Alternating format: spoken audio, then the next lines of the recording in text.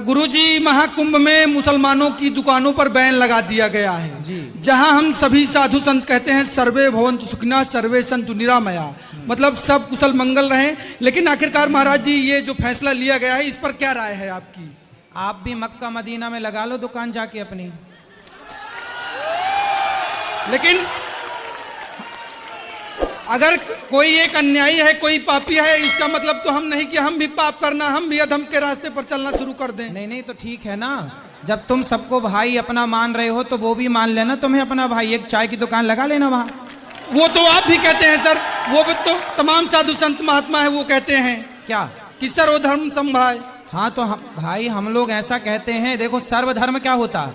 सर्वधर्म नहीं होता, धर्म एक ही होता है। मुसलमानों का धर्म नहीं है, मजहब है, पंथ है। धर्म केवल सनातन है बेटा, भटक गए तुम रास्ते से।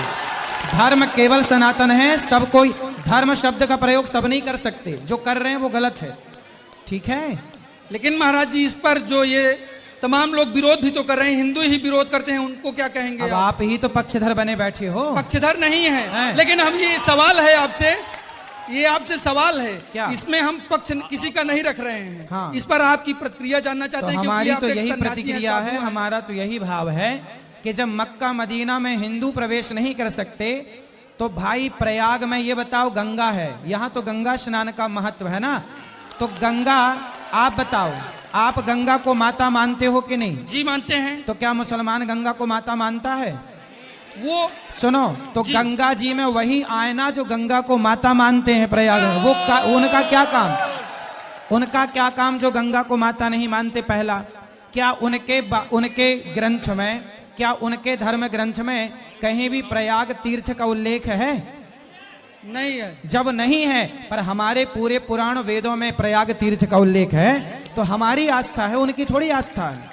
लेकिन महाराज जी अगर आपकी भागवत जहाँ चल रही होती है, कथा जहाँ आपकी चल रही होती है, वहाँ किसी 4 लोगों का उद्धार हो जाए तो उसमें क्या है? हाँ, भागवत सुनने के लिए मना ही नहीं है। आप आओ, भागवत सुनो, आप गंगा नहाओ, लेकिन आपका थूका हुआ यहाँ कोई लोग खाएं भक्तजन, वो सही नहीं है।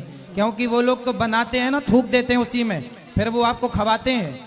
तो आप लोग नहाओ, नहाने के लिए मना ही नहीं है। प्रयाग सब आए, खूब नहाएं, खूब कथाएं सुने, कोई मना ही नहीं है। यहाँ बस ये है ना कि यहाँ दुकान क्या है, आपने वीडियो देखी होगी कि कुछ लोग बनाते हैं चाय और चाय में थूक देते हैं, बनाते हैं रोटी, दाल में थूक देते हैं। अब बताइए उनका थूका हुआ आप खाएंगे क्या? लेकिन सब तो एक जैसे नहीं हो सकते हैं ना, सबको एक तराजू में नहीं तौला जा सकता है महाराज जी, ये भी है। भाई एक तराजू में तौलने का हम कहाँ कह रहे हैं?